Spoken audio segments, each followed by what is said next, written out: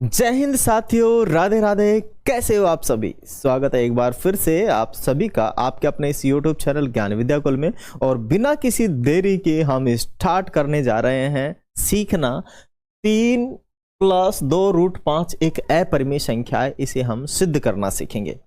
My dear, यदि आप लोग पहली बार हमसे जुड़े हैं तो चैनल को सब्सक्राइब करें, लाइक करें और वीडियो को शेयर करें और सपोर्ट करें, फुल सपोर्ट करें। ठीक है, आपके सपोर्ट की हमें बेहद ज़रूरत है और आपके एक कमेंट से हमें बहुत मोटिवेशन मिलता है। तो प्लीज़ आप अपना एक कमेंट ज़रूर करें। आ जाइए, बिना किसी देरी के सीखते हैं। और हाँ, मैं आप लोगों को विश्वास दिलाता हूँ, डेफिनेट आप ये सीखेंगे। This is my promise to you. ठीक है, चलो। तो हमें क्या करना है माय डियर? हमें सिद्ध करना है इसे। ठीक है, तो हम क्या मान लेंगे इसको कि अपरिमेय संख्या, तो हम परिमेय मान के चलेंगे, क्योंकि जब तक हम परिमेय मानेंगे नहीं तब तक हम इसे सिद्ध कर नहीं पाएंगे। तो हम इसे क्या मान के चलेंगे? परिमेय संख्या। ठीक है, तो यहां लिखेंगे माना 3+2√5 एक परिमेय संख्या है। परिमेय संख्या है, ये तो हमें कल्पना करनी ही पड़ेगी। क्या है ये? परिमेय संख्या है। ठीक है, ओके, अच्छी बात है। अब अगर ये परिमेय संख्या है माय डियर, 3+2√5 अगर ये परिमेय संख्या है तो हम क्या करेंगे? इसे p/q के बराबर में रख देंगे। क्योंकि परिमेय संख्या की डेफिनेशन होती है कि वह संख्या जिसे हम p/q के रूप में लिख सकें परिमेय संख्या कहलाती है। और p और q दोनों पूर्णांक होने चाहिए, सहभाज्य होने चाहिए, और q is not equal to 0 होना चाहिए। ठीक है, आ जाओ, यहां लिख देंगे कि जहां जहां p और q दोनों पूर्णांक हैं, दोनों पूर्णांक हैं, तथा दोनों पूर्णांक एवं एवं एवं सहभाज्य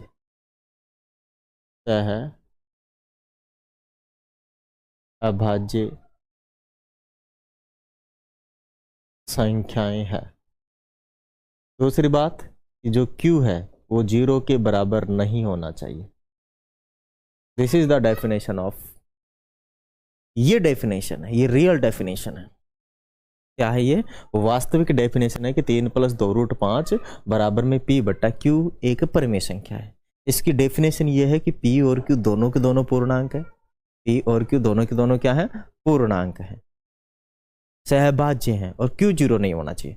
क्योंकि अगर ये q 0 हो गया ना तो q 0 का भाग हम इसमें देंगे तो इन्फिनिटी बार जाएगा, जिसे जो कि CND बन जाएगा, कैन नॉट डिटरमाइन। ठीक है, तो फिर ये हल नहीं हो पाएगा। ओके, तो समझ गए होंगे यहां तक। अब जरा थोड़ी सी और कैलकुलेशन करने की हमें जरूरत है। क्या कि ये 3 है, इसकी 5 की है ना, जो भी रूट वाली संख्या के चिपके हुए हैं उनको हटाओ। तो अपने पास p/q तो था ही, ये 3 भी उधर जाएगा तो माइनस का कितना हो जाएगा? 3। इधर क्या बचेगा? 2√5। ठीक है, इधर थोड़ी कैलकुलेशन करते हैं, इसको इससे गुणा करते हैं और इसमें से घटाते हैं, माने p-3q और बटे में कितना हो जाएगा अपना? q। इधर क्या है अपने पास? 2√5। ओके, आगे चलेंगे, ये गुणा में है ना, गुणा में, क्योंकि पूर्णांक है, पूर्णांक वाली चीजों को हटाना पड़ेगा। ये गुणा में भाग में चला जाएगा, माने p-3q और बटे में क्या हो जाएगा? 2 इंटू में q। 2 इंटू में क्या हो जाएगा? q। इधर क्या बचेगा? √5। बस अब हमें इस पर ध्यान देना है। अब मेरी एक बात बताओ कि p भी पूर्णांक है, वहां पता लग गया, q भी पूर्णांक है, और 3 और 2 हम खुद जानते हैं कि ये तो पूर्णांक है।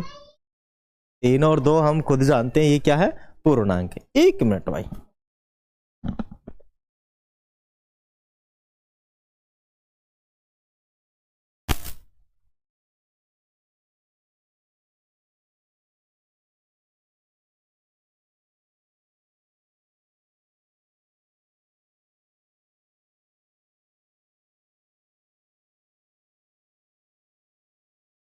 चलिए भाई आगे चलते हैं। देखिए, यहां तक बात समझ में आ गई कि भाई P और Q तो यहां हमने डिफाइन कर दिया था, हमने यहाँ डेफिनेशन दे दी थी कि ये पूर्णांक है, लेकिन 3 और 2 हम जानते हैं ये भी पूर्णांक है।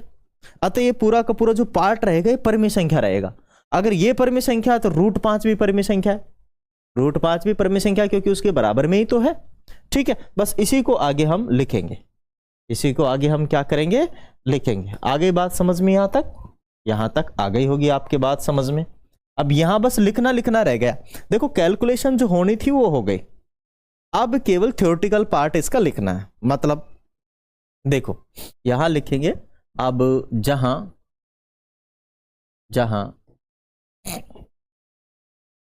जहां या यहां लिख सकते हो आप, यहां P Q और कितना है अपना PQ 3 और 2 पूर्णांक है,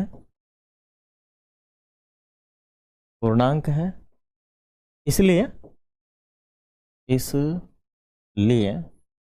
पूर्णांक है, इसीलिए P-3Q बटे में 2Q एक परिमेय संख्या है, परिमेय संख्या है, परिमेय संख्या है, परिमेय संख्या है। अतः है ना, यहां लिखोगे अतः यहां लिखोगे अतः, यहां लिखोगे इसलिए अतः इसलिए √5 भी एक परिमेय संख्या है, एक परिमेय संख्या है, क्योंकि वो उसके बराबर में है, परिमेय संख्या के बराबर में, तो ये भी परिमेय संख्या ही होगी। बात आगे समझ में, बात आगे समझ में कि अगर ये पूरा भाग परिमेय है तो ये उसके बराबर का भाग भी तो परिमेय ही होगा ना, तो परिमेय है। परंतु अब यहां विरोधाभास हो गया है, परंतु यहां इस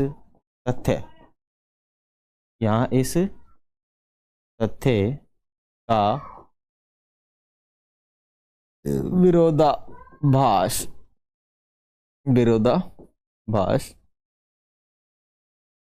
प्रकट होता है कि √5 एक परिमेय संख्या है, √5 एक अपरिमेय संख्या है। ठीक है, ये तथ्य है, क्योंकि हम पहले से ही जानते हैं कि √5 एक अपरिमेय संख्या है, तो इसी तथ्य का विरोधाभास हो रहा है कि रूट यहां तो आगे देखो तो परिमेय संख्या है, लेकिन ये तो पहले से ही अपरिमेय संख्या है, इसे हम परिमेय कैसे कह सकते हैं। तो इस तथ्य का यहां पे विरोध हुआ, विरोध क्यों हुआ, ठीक है, क्योंकि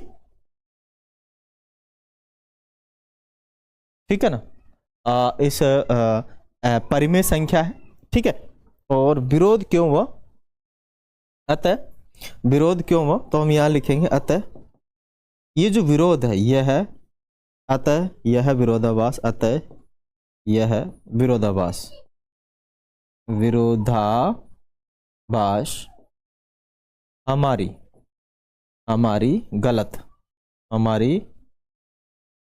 गलत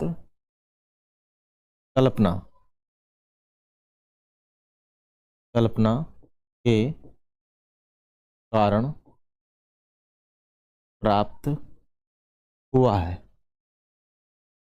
है कि 3 + 2√5 एक परिमेय संख्या है। ये हमने गलत कल्पना कर ली थी कि ये आपकी परिमेय संख्या है। अतः हम निष्कर्ष निकालते हैं, निष्कर्ष निकालते हैं,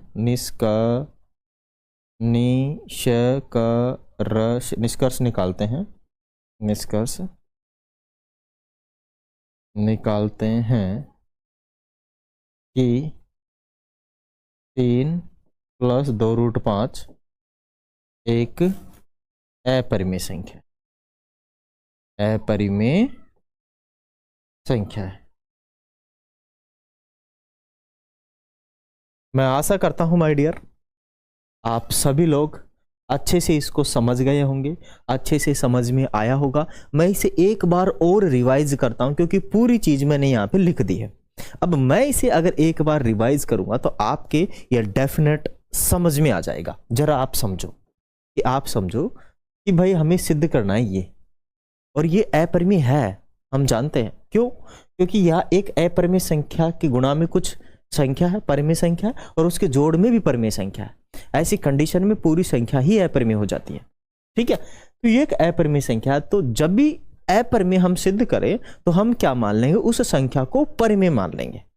क्या मान लेंगे? उस संख्या को परिमेय। तो हमने क्या किया? इस संख्या को परिमेय संख्या मान लिया। क्या कर लिया? इस संख्या को हमने परिमेय संख्या मान लिया। ठीक है, तो परिमेय संख्या मान लिया। ये देखो कि माना कि 3 + 2√5 एक परिमेय संख्या है। यदि ये परिमेय संख्या है तो p/q के रूप में लिखी जाएगी या उसके बराबर में लिखी जाएगी। तो हमने इसके बराबर में p/q लिख दिया। ठीक बात है।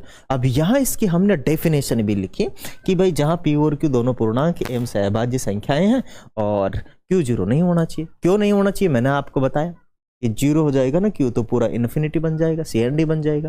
तो ये तो परिमेय भी नहीं रहा, अपरिमेय भी नहीं रहा।